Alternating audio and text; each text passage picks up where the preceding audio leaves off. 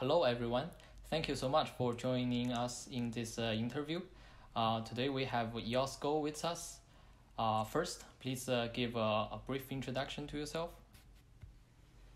Hey, everybody. My name's Kevin Wilcox with EOS Go. It's good to see everybody. I've been around since about December of 2017 when we fired up the forums, the EOS Go forums. And then in January of this year, we went over and met Dan in Blacksburg, and we had our sit-down interview. And that's when most people first got to know us. And then you know us from our daily Telegram summaries and also our block producer reports and everything else we've done. So we're also EOS Radio, of course. You see us every Monday, and the launch party. Can't forget that. So good to see everybody. Hi, everybody. I'm Blue Jays. As Kevin said, we've been around since December 2017. Personally, my background is I'm in the IT industry. I've been in the IT industry for about 15 years, and this is a hobby project for me. I'm not doing this full time, but we would like to keep going and make this EOS Go into probably the best neutral media source in the globe for EOS. I am Xueyuan Shi. I'm from EOS WTZ. Hi, this is Jalen Lee from EOS WTZ. Okay, so we finally got a chance to interview with the very famous EOS Go, Kevin and Blue Jays. It's a long-awaited show. So thank you again for joining us. Our first question is, can you give a brief introduction to what EOS Go is and what's its mission? Yeah, sure. So EOS Go is a neutral party, a neutral entity within the EOS ecosystem. The first thing that we try to do is to educate and to bring the community together. We found that the best way to do this was to be neutral, to not side with any VP. Also to bring as much information as we could, including in knowledge about VPs, but also about dApps, and also talking to Block One. And this is the way that we found that we brought the community to more information, even when the community was very, very small. No BP had been announced, and we were there. Kevin can also add to this as well. Yeah, and by the way, I'd like to say thank you, WTZ, for having us on. By the way, this is, as Blue Jays and I were just saying, this is the first time we've been interviewed, even though we spend a lot of time interviewing other folks. So thank you, guys. And our motto now is empowering EOS first and always, and we take that very seriously.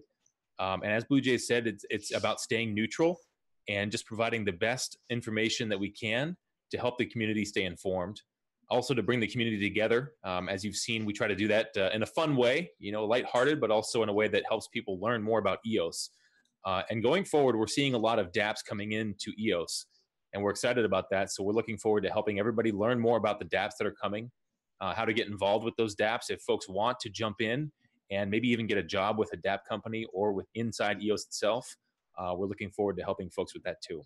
So that's what we're all about. We're very proud of what we do. And as Blue Jay said, we just stay neutral just to help EOS as much as we can because we think that is an important role in the ecosystem.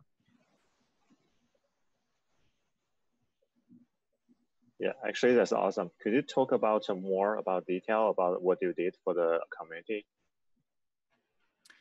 Sure. Yeah. So we started off with the forum in 2017, as I mentioned, December of 2017. Now, that was the reason we started the forum is because the EOS.io governance channel in Telegram was proving to be an inefficient way for folks to learn more about governance and discuss it in a meaningful way. And so there were a lot of calls for a good forum where people could have quality discussions and respond back and forth. Thomas Cox actually started that forum, and then we messaged him directly in a private message, and we said, Thomas, Block One is not supposed to organize the community. That's not their job. They're not launching the blockchain. So we went ahead and started a forum ourselves. To compete with his forum, actually. And it turns out the community preferred the EOS Go forum over his. So we wound up, we're very, very lucky that folks decided to use our forum. We're very happy that they decided to use it, and we still provide that service. And then starting in January, we went up to Blacksburg to meet Thomas Cox and Dan, or BM as he's known, in person. And we did our interviews with him. We had our resource allocation whiteboard video with Dan, and also he did, what was the other video he did with us there, Blue Jays? Was the rate limiting and the resource usage. Yeah, right. Yeah, so we did 2 whiteboards and the sit-down Q&A, which we sourced questions from the community themselves to provide for Dan in the Q&A. And so we went from there and we started the EOS Radio weekly show to bring the community together so that folks could hear from their block producer candidates directly, and also new dApps that were coming into the ecosystem like Erio and more.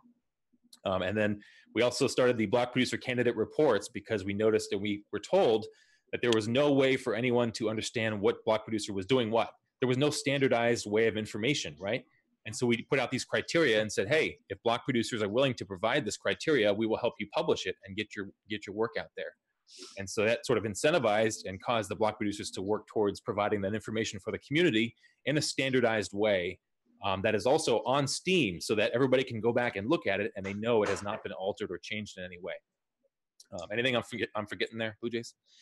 Yeah, so I guess one of the main reasons that we decided to highlight the block producers was that they're a very important and vital part of the ecosystem.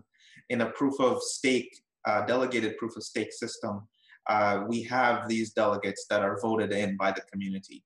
So we need to understand how, who they are, what their mission, what is their passion, what are they going to bring. So they're no longer invisible hash power. Hash power, they're like in Bitcoin, we don't know who these guys are.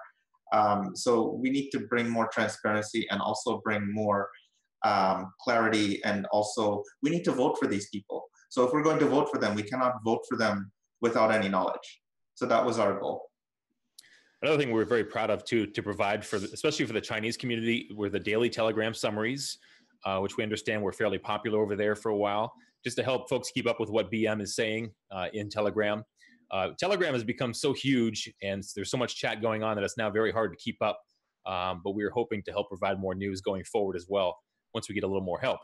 So if anyone is looking to help EOS Go right now, it's a voluntary basis. But if you are neutral and you feel it's important to empower EOS first and always, we actually would love to work with you, especially because we're looking forward to working more with the Chinese community.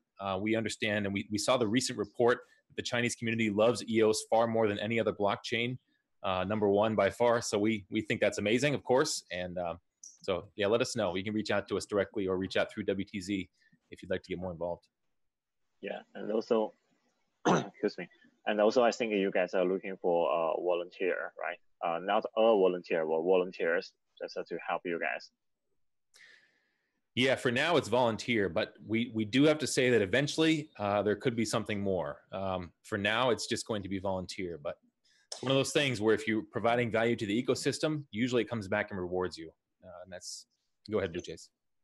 Like Kevin said, I mean, you can gain a reputation and then possibly in the future, we have some plans which we will be releasing very shortly that we're not ready to say at the moment, but we can say very sure that we can have some possibly paid positions in the future. Yeah, that's awesome. We're looking forward to see that. Actually, I think most of people know EOS Go because of the 6th criteria. Now it's the 8th criteria before, for the BPs. So could you talk about how did you came up with those 6 criteria and then changes to 8? Sure. Yeah, the first 6 criteria were designed. They were mostly the criteria that folks wanted to know about. That was most important to everybody, right? I mean, who's on your team? Show us pictures of the people on your team. Let's get to know each other a little bit, right? What kind of hardware will you use? Will it be on the cloud or will it be bare metal? These are basic questions that nobody could find the answers to about block producer candidates early on. And especially as more block producer candidates announced themselves, it became very clear that it would be hard to keep up with all of them as they came out. And as we eventually saw, it was close to 200 candidates by the time we launched that had announced themselves. So the criteria that we came up with, the first 6 were, what are the most basic things? What are the community benefit projects? Things like that. What will you do to help out EOS? And then the extra 2 after that, it became clear that everybody, just about every candidate had worked hard to achieve all 6 check marks, which was great. However, that we're still missing a roadmap. A lot of folks weren't sure where a lot of block producer candidates were going, and also the extra criteria as well. The main reason was we just wanted to provide block producers a little extra incentive to provide more for the community if they wanted to, right? and we found a lot of folks wanted to do that as well. It was a lot of work coordinating all those block producer candidates. We actually would like to especially thank everybody who worked with us to provide those check marks. We worked very hard to make sure we accurately represented everybody in the reports because we knew it was very important as well. And hey, it was actually an honor to talk to a lot of you guys. I mean, there were so many candidates that came out, especially from China. And I know I've never spoken to anyone from China before. I hate to say I never emailed with anybody. So this is all new to me, and I'm really having a great time. So yeah, thank you for that. I got off topic a little bit, but basically the criteria were just what the community needs to know. The most important things the community needs to know from their block producer candidates. Don't worry about it. We do not have a topic here. We can talk about whatever we want. Okay, sounds good. So much work put into the report thing. Like if you think about it, there are over eight. No, there are over 100 BPs, and each one has to be checked for 8 times for a lot of work. 8 check marks. So 800 check marks need to be made. So yeah, that's really is a lot of work. Thank you guys. So actually, I know you have talked a little bit about your background, but we would like to know more, like especially in terms of the background in blockchains and how you came up with the idea of founding EOS Go. Go ahead there, Blue Jays. Okay, so like I said, I've been in the IT industry for over 15 years. I've worked in the government. I've worked also for Fortune 100 companies. I found out about blockchain when I went to a meetup. I went to an Ethereum meetup, and I found it I got into it and I started researching more. And I found it very slow. And as I did more research, I found about EOS. And EOS as an engineer, so I'm an engineer, software engineer. I related it a lot to Bytemaster, to Dan, not only as an engineer, but also his philosophies as well. He has got a reading list, and one of the people on his reading list, I also shared the same author, which I had read. So there was a connection there. As an engineer, I like to see projects that have the creator or the leader has iterated. So he's created BitShares. Then he went to Steam. Every project that you move on to, you learn more, you change, and you get better. Those projects are still alive. They didn't die. So that says a lot in the blockchain world. I don't know of any other project really where you have a working product with people and communities that belong to it, and it still exists, it's being operating, and the concepts like worker proposals, inflation, block finality, block times, fast block times, it's just unprecedented. You can't find it anywhere else. So the fact that Bytemaster learns and he moves on says a lot, because it's practical, it's real life, it's not theoretical. So that's something that for me, I became really interested in EOS.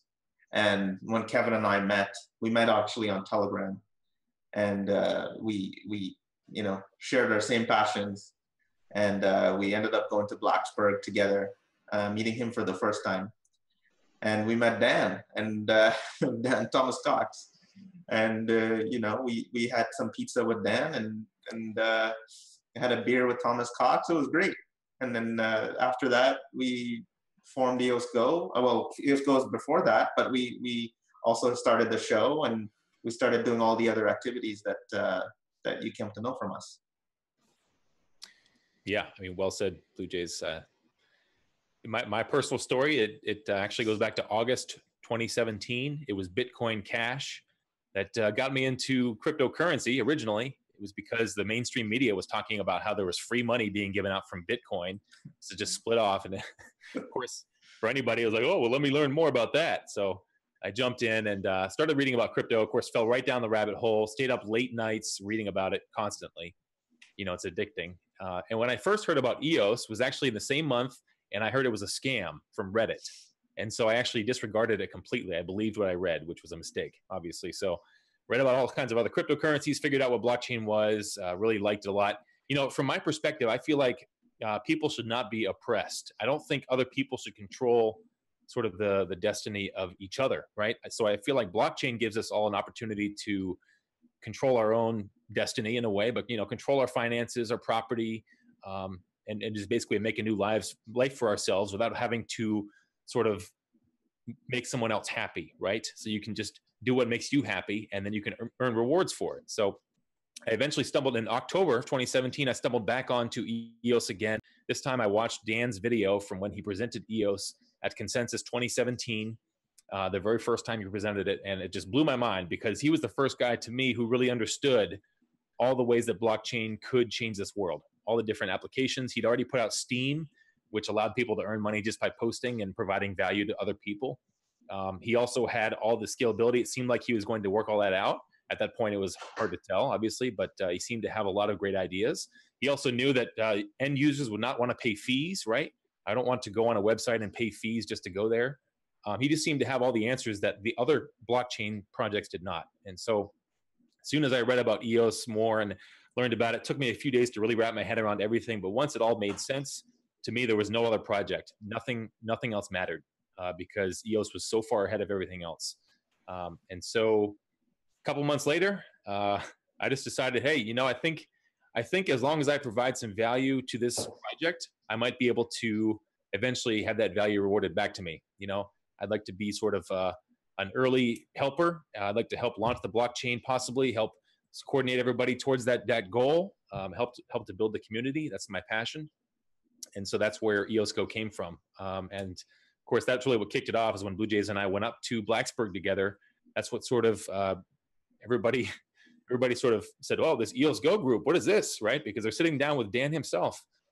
So we were just very, very happy that they invited us up there and we were able to go speak with them and have that happen. So we are unofficial, we should mention, independent. We've never been affiliated with Block One. We're not funded by them. In fact, we're entirely self-funded. I am full-time. In January of this year, I decided to leave my previous job. I actually, as an optician, so no software background, just as an optician. But I said, you know, this is a once-in-a-lifetime opportunity. This is the blockchain project that will do it, that will bring blockchain to the masses. And I might as well jump in and provide as much value as I can and just try as hard as I can because I think this is it. So that's what happened. And we're still going forward. I mean, it's an ongoing process. A lot of folks have asked us where we're going and how it's all going to work out. How is EOS Go going to make some money? You know, like I've said, as long as we're providing value, I'm very confident that it will come back to us eventually, and we'll be able to make money and also help other people make money in EOS for building the community and being neutral and providing all the services that are needed as a neutral entity to help empower EOS and first and always and make it the best blockchain possible. So because EOS is the blockchain that can do it and bring it to the masses and help decentralize everything, that's why we're here. And so we think we're doing the best job we can to make that happen. So, yeah. Just wanted to add one more thing too. So I'm not full-time, I'm part-time on this. I came into EOS Go to learn more about blockchains for my career. And it just turned out to be a great hobby and also a project, which I also think that we can bring so much value. We have brought so much value. And I think that we can get even bigger and do so many things with EOS Go. One other person I'd like to mention too is our other teammate. Her name is Jenny Top K-pop, and she helps us with our video. She does all the video and the live streaming and all the images. And she's not formally part of EOS Go, but she helps us and she freelances for us. So if you see any beautiful graphics or great live streaming or nice videos, it's from her. Yeah, I think in that in the video, I see that it's moving. The logo is moving. I really like that. Oh yeah. Did she make it? She did not make it. She helped to design it. Oh. Yeah. Nice. But everything else you see too, like all the colors and the the chat box, you know, and also the disco ball, all that fun stuff we did during the launch. That was all her as well. So we have to thank her for a lot. Yeah. So actually, so what do you think is your best moment after you found EOS Go? Obviously, I think Kevin and I, it was when our Blacksburg trip. But most recently, we also had the Tulip Conference trip, where it coincided with the launch itself. So we stayed in a house with some other members of the community, and we saw them voting for Go, and it was a great epic time. I don't think we will ever forget that. Yeah, I've told my girlfriend that going to Blacksburg, after we were there and I was on my way back, I told her that's the best time of my life. We just had a great time.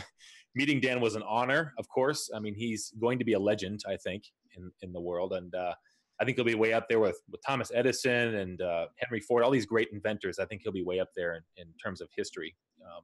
So meeting him was great. And Steve Jobs, of course, he's in that level.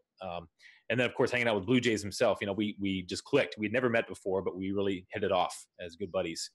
And I think a lot of folks kind of see that, or at least they mention it sometimes in our weekly shows, in our launch shows, because we're goofing around, cracking jokes with each other, and that's the fun part. So we found we have similar music tastes and stuff like that. So the whole trip was just incredible. And then I think, you know, one of the other top times of my life was definitely the Tulip Conference when we all got together. The launch actually happened, and there were about 10 to 15 EOS folks all in this one room together. And we celebrated together, and we had some bonding moments together, and it was just incredible, the whole thing. So. And one other thing, just before the Tulip Conference, we also had the 40 hours of live streaming too. And, you know, Kevin and I, Kevin, he was very excited about the launch, and he wanted to do a lot of hours, and I was like, okay, let's do it. And I called him on the second day, and I was tired already. I said, Kevin, I don't know if I can do this.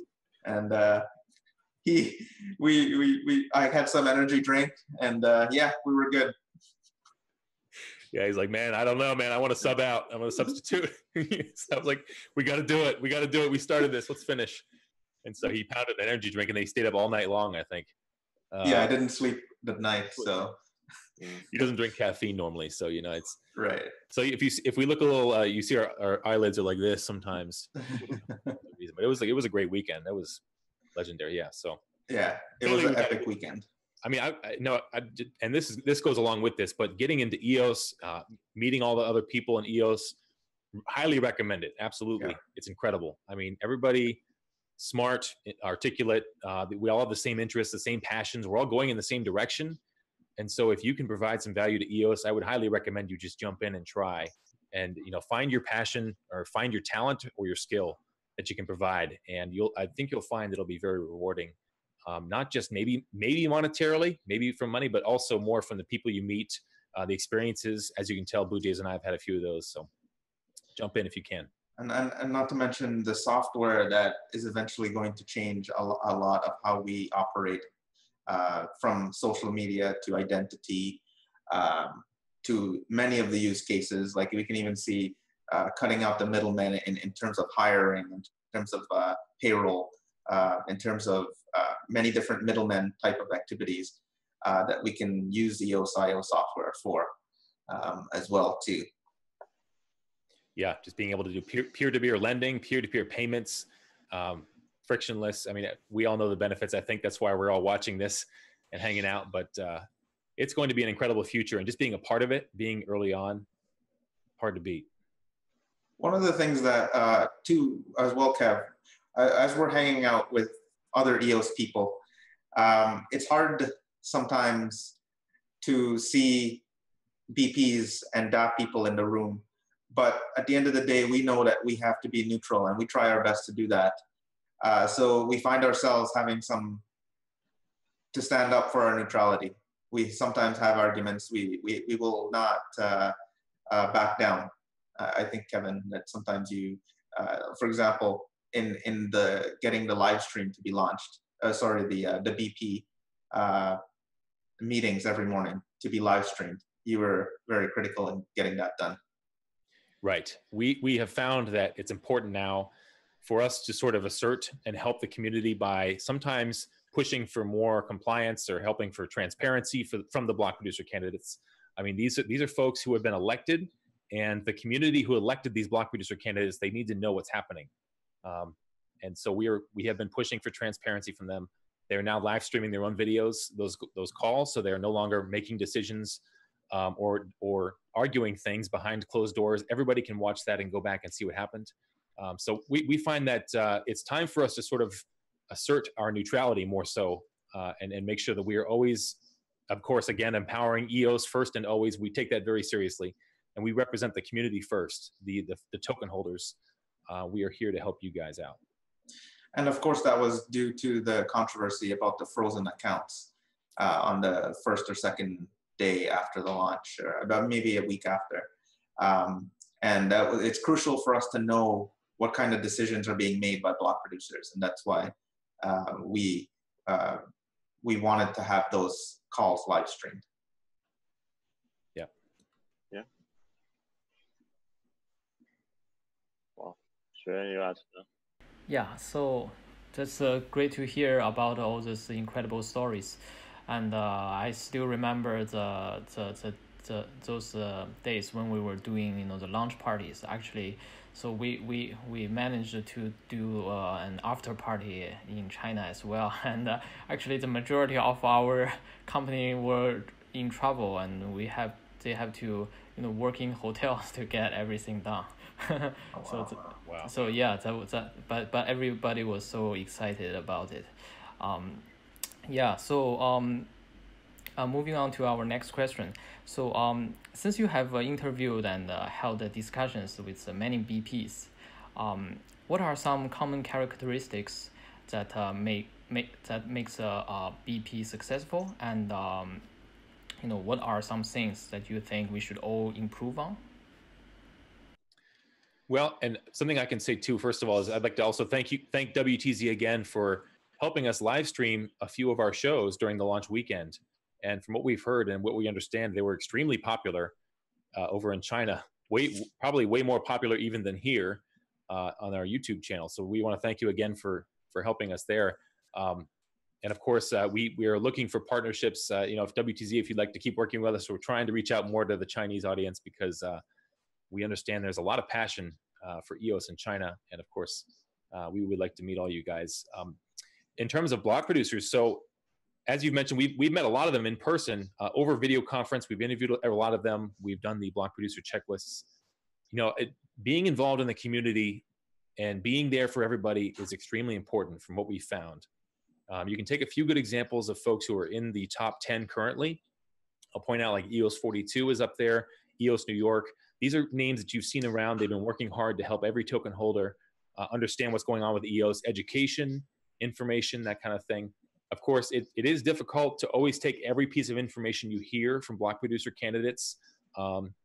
That's why we try to be a separate source of information as well. However, what's good is they do provide the best education they can for certain things. Like they may endorse a wallet tool, for example. They may have their technical team look at something and you can say, you know what? I saw 5 different block producer candidates recommend that. That's probably a good wallet tool, right? So those kind of things, if they're willing to stick their name behind them, it's important. So we want to see that community involvement, community benefit. Also, sometimes it's important for the block producer candidate just to have sort of the right connections as well. We've seen some block producer candidates, if they have a great community and some of those community members have a lot of EOS behind them, that certainly helps as well. So sort of networking with everybody possible will always benefit because you get the token holders who don't have many tokens, but also the token holders who have a tremendous number of tokens. I would say providing value to the network. The final point I'm trying to make is as long as you're providing value, doesn't matter whether you're a block producer candidate or you're someone else, it will benefit you in the long run. It's just that with block producer candidates, we can all tabulate and we can see exactly how much value they provided by looking at the votes, right? We can say, oh, look who's number 1. They provided the most value apparently, or from what these votes are telling us, right? So that would be some of the points I would say are most important from what I've seen thus far. I'd like to add that one of the things that's most important for me is transparency. So we've seen many block producers talk about their code of conduct, which is the values that they abide by. And certain ones have led the way by posting that online.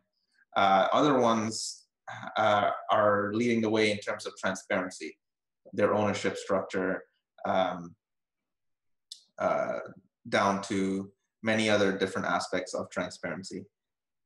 So that's one thing I think is valued, and as well, like what Kevin said, as long as they're bringing value to EOS, even though they're getting voted out, they're getting voted in. What we see sometimes is that some of the block producers, which are in the standby BPs, they are very comfortable being standby BPs because they know that they're going to be part of EOS ecosystem for a long time.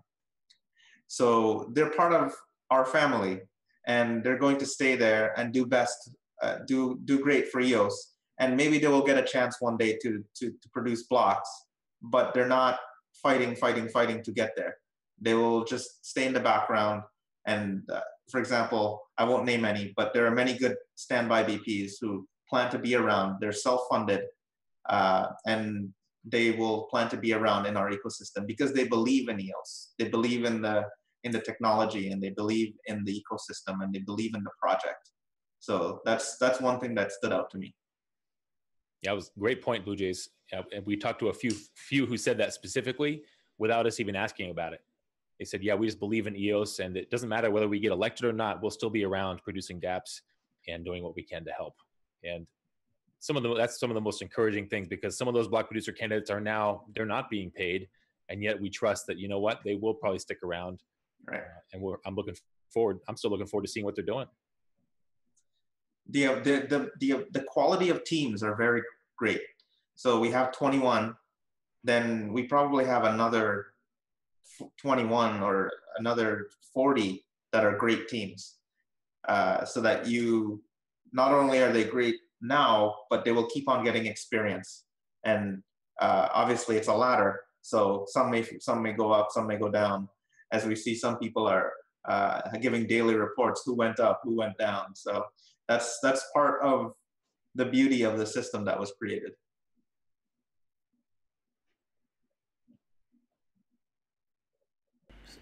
Yes. Jialin, do you have something? Yeah, actually, I do see it's very fantastic to see everybody join as a BPs or backup BPs. So, and also all the dApp team as well. So that is how we build the whole ecosystem. And for all the audiences watching this, and to your friends, so we welcome everybody to join us actually as a whole ecosystem, because think of EOS community is still a very small community. Yeah. So we welcome all the talent people. So I'm sure that your talents will be useful here. So. Yeah, and since we are doing a little bit longer than we were expecting, we're just gonna go briefly with the last question. So what is your future plan? Are there anything we should expect? We're considering a couple funding models. Obviously, we will submit a worker proposal when the time comes. The worker proposal system is there. We will submit some worker proposals in order to fund our operations. So we would like to appeal to voters who will potentially be voting on worker proposals that you consider us. We've been here from the beginning. We've helped grow the community. So we would appreciate your vote. Also, we may also consider some other method as well too. We're not at liberty to say at the moment. We're still fleshing out the plans. Kevin, how about you? Do you have anything else to add? I think you're saying it well. I mean, we have sort of an announcement that will eventually come up, and it will sort of give better clarity as to what we are going to do for funding. Worker proposals for a long time, worker proposals have been our primary long-term goal. We have heard some people ask, again, what are you guys doing? Are you just going to volunteer forever and ever? The answer is no. I mean, we would like to eventually work in EOS. We'd like this to be our full-time jobs, right, and to be paid for it and to be rewarded for the value we can provide. and therefore be incentivized to provide the most value we possibly can. We think that's important, and that's what EOS is designed for. So we do have some long-term plans, and we feel confident and hopeful as well, depending on how the EOS community feels, that we can continue providing a lot of value, sort of as the community hub to help bring everybody together, but also an education source and a front page, sort of a first source for EOS for people who are just getting involved and who want to learn more about the ecosystem, maybe want to contribute to the community, or even want to get involved with the dApps that are being built on top of EOS. We're looking to provide all of that. To build upon what Kevin said, our vision is to bring in the average user who are just coming in from outside. Think of it as the internet back in 1995 or 98 when it was coming out. We didn't have many people who understood it. So our goal as EOS Go, one of our goals is to bring in the average user to educate them. They don't necessarily care about the technology. They care about how it makes their life better. So we want to communicate that to the average person around the world, in China, in the West, in Europe, everywhere. So that is our goal. Yeah, and obviously to empower EOS first and always. Absolutely, yes. Yeah. That's definitely a very good point. That I think for the whole community, we are not only like create dApps or like work on the technology. I think both EOS Go and EOS WTZ, and we see a lot of a team as well, do help with like educate the community and help them understand what we are trying to do here and how EOS could make their life better. I think this is what most people cares about. Agreed, definitely. Agreed. All right. Yes. Sounds good. Like, thank you again for sharing with us those incredible stories behind the EOS Go, and and especially a lot of the works that you have put into it. Yeah, definitely. Thank you so much. So we're doing actually for about 40 minutes already, but this is such an incredible show. I think our audience will love it. Again, thank you, Kevin. Thank you, Blue Jays, for joining us today. Thanks, Yuan and Jilin. Also, Kevin and I wanted to say that if somebody can help us to open up a WeChat page for EOS Go, we can certainly use that help. So anybody wants to help us with that. I have my own personal one. I don't know if Kevin's made it on there yet, but I do too. Yeah. Okay, you do. It's brand new, but yeah. Oh, very good. Welcome to the club. Yeah. But yeah, we also just a special thank you, of course, again to WTZ. I mean, really, we appreciate everything you guys have done, for the community, for helping us reach out to China, and just for continuing to work in EOS. I mean, that's important. So thank you guys very much too, as well. Yeah, we wish we could do this more often. Maybe, let's. I was looking forward to your announcement, of course. I think this will be before next interview, and let's do this more often. Oh, sounds good. That sounds great. Yeah, definitely. Awesome. Thanks, guys. Yeah, thank you guys. Yeah, see you. Bye. Bye.